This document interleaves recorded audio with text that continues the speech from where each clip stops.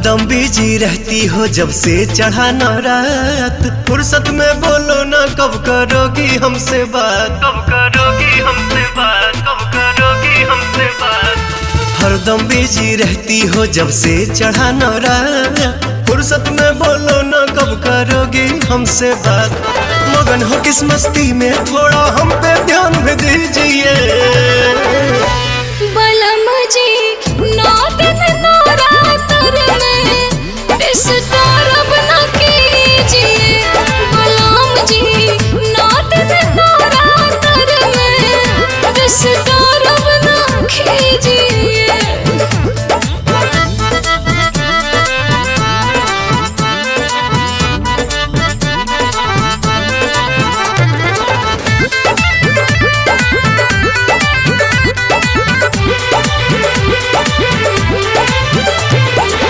जानता हूँ बेबी देवी माँ की भगतीन हो।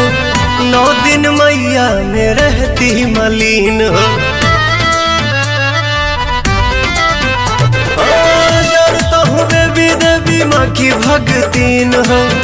9 दिन मैया में रहती मलीन हो। कलश धराई घरे करतनी पाठ जी। बारी धूप दिया पिया दी रहो साथ जी। कभी कभी मिल जाए मौका मेरा हाल भी लीजिए। बलम जी 9 दिन नौ रात में डिस्टर्ब न कीजिए। बलम जी 9 दिन नौ रात में डिस्टर्ब न कीजिए।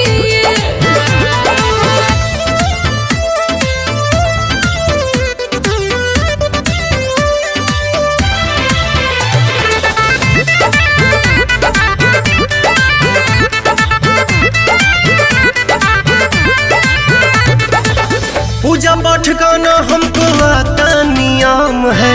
इसीलिए रानी तेरे साथ में ना हम है। पूजा पाठ का ना हमको आता नियम है।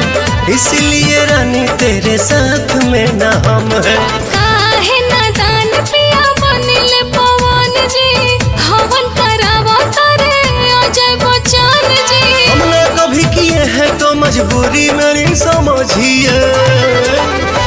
बलम जी 9 दिन नौ रात में डिस्टर्ब